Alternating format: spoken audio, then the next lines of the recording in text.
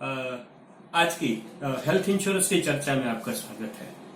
हम यहाँ से करीब 10 मिनट बात करेंगे कोरोना संक्रमण, उसकी चरण सीमाएं, उसका समाधान और हेल्थ इंश्योरेंस का क्या रोल है उसकी बात करेंगे। फ्रेंड्स, कोरोना संक्रमण और उसके केसेस इंडिया में रिकॉर्ड ब्रेकिंग पे है। दुनिया में हम दूसरे नंबर पे आ चुके हैं और ऐसे ही अगर रहा तो कुछ दिनों में हम दुनिया में नंबर 1 हो जाएंगे कोरोना को लेकर। समस्या है तो समाधान होता ही है।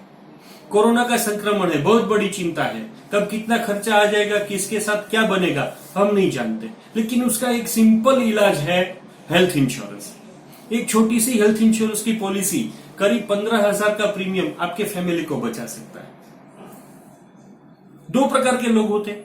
एक होते हैं जिनके पास पॉलिसी है। सपोज मैं ऐसा बंदा हूं कि मेरे पास पॉलिसी है, 15-20,000, 18,000, 12,000 मेरा प्रीमियम आ रहा है।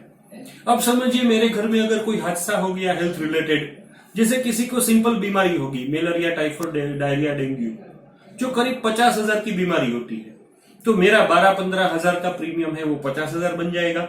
अगर मेरे घर में कोई हादसा होता है, किसी को हार्ट अटैक आ गया, किसी की हड्डी टूट गई, बोन ब्रेकेज हो गया, 2.5 से 3 लाख का खर्चा है, तो मेरा 15,000 का प्रीमियम 3 लाख हो जाएगा। किसी को क्रिटिकल बीमारी है, 10 लाख का खर्चा आ गया, तो मेरा 15,000 का प्रीमियम 10 लाख की हो जाएगा। उसके ऊपर मैं टैक्स बेनिफिट भी ले रहा हूं।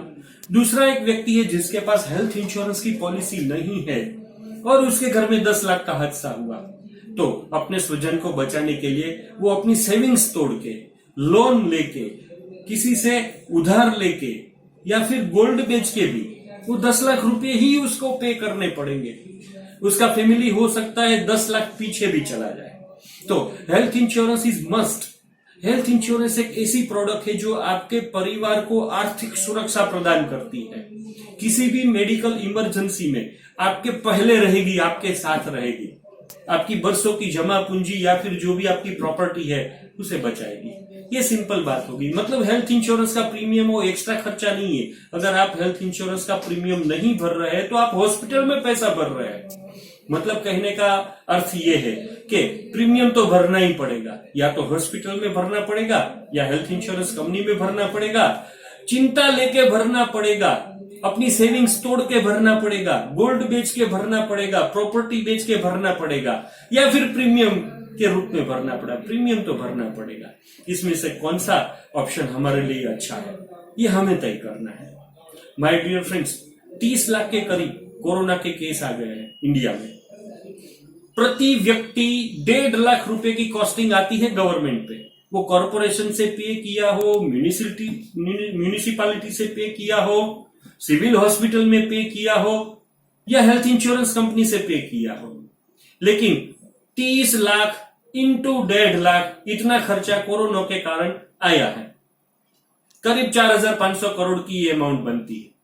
लेकिन हेल्थ इंश्योरेंस कंपनी से सिर्फ 6% बिलिंग हुआ, क्योंकि उसमें से सिर्फ 6% लोग ऐसे थे जिनके पास हेल्थ इंश्योरेंस था। अब हम बात करते हैं भारत की इकोनॉमी की।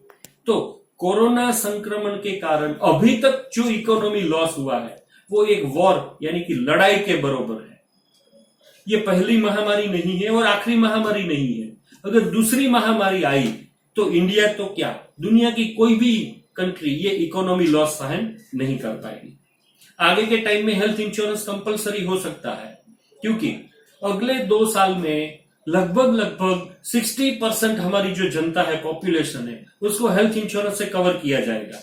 गवर्नमेंट की ये नीति है। क्यों? कि हेल्थ इंश्योरेंस प्रोडक्ट ही एक ऐसी चीज है जो ये मेडिकल इमरजेंसीज के लॉसेस को कवर कर सकती है। सपोज हम 50 लोग यहाँ पे बैठे हैं, सबने प्रीमियम भरा है, एक आध व्यक्ति को डिसीज हुआ, एक आध व्यक्ति को कोरोना हुआ, तो हम उस प्रीमियम में से ये जोखिम को निपटा सकते हैं। बाकी और कोई ऑप्शन नहीं है। तो कहने का मतलब है हेल्थ इंश्योरेंस हमारी परिवार की सुरक्षा के लिए बेहद जरूरी है।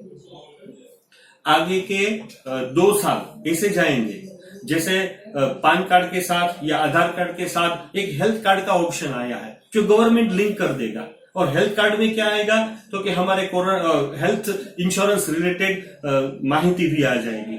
तो हेल्थ इंश्योरेंस प्रोवाइडर्स, हमारे जो एडवाइजर फ्रेंड्स है, उसको मैं ये मैसेज देना चाहूंगा कि अगले 2 साल जो है, अगले 2 साल जिसमें मैक्सिमम से मैक्सिमम हेल्थ इंश्योरेंस का बिजनेस होगा। लेकिन अगर हम ऐसे ही बैठे रहेंगे या आज करते हैं ऐसे ही काम करते रहेंगे तो ये तेजी का हम फायदा नहीं ले पाएंगे, हम ज्यादा से ज्यादा लोगों को सुरक्षा नहीं प्रदान कर पाएंगे। तो आपको भी कुछ काम करने पड़ेंगे। डेली बेसिस पर अगर किसी एडवाइजर का प्रोस्पेक्ट लिस्ट डेवलप नहीं हो रहा है, मतलब वो एडवाइजर नहीं है, आप कुछ भी करें कुछ भी ना करें, 3 लोगों के नाम आपकी डायरी में जुड़ने चाहिए। जिस एडवाइजर के पास एक ऐसी डायरी, पर्सनल डायरी ना हो जो हमेशा अपने साथ रहती हो, ऐसी डायरी ना हो, तो मैं उसे एडवाइजर नहीं मानता। प्लीज बुरा मत मानिएगा, लेकिन एडवाइजर वही है जो डेली बेसिस पे अपना प्रोस्पेक्ट लिस्ट बढ़ाए, पुराने कॉल्स का फॉलोअप ले, नया लिस्ट है उस पर कॉलिंग करे, आगे की अपॉइंटमेंट की तैयारी करे। सिर्फ हमें यही करना है, तो ही हम जो आगे तेजी आने वाली है उसका फायदा ले पाएंगे। कोरोना के रिलेटेड बहुत गॉसिप मार्केट में चलते रहते हैं। हम खुद बाहर रोड पे या चौराहे पे या पान की दुकान पे कुछ भी बातें करके आते हैं, कोरोना है या नहीं है, जोखिम ज्यादा है या नहीं है। लेकिन घर पे आए और बच्चे ने इतना ही सिर्फ बता दिया कि मुझे थोड़ा टेम्परेचर लग रहा है। मेरे पिताजी 45 ईयर्स के हैं, मदर फादर 75 ईयर्स के हैं। समझ लीजिए, एक बार अगर पिताजी ने बता दिया मुझे टेम्परेचर लग रहा है, पसीना पसीना हो जाएंगे। भाई नहीं हुआ है तब तक कोई प्रॉब्लम नहीं है। कोरोना का इलाज एक ही है, अगर मुझे कोरोना ना हो। अगर एक बार कोरोना हो जाता है तो बड़ी आर्थिक मुश्किलें भी आ सकती है और शारीरिक मुश्किलें भी आ सकती है।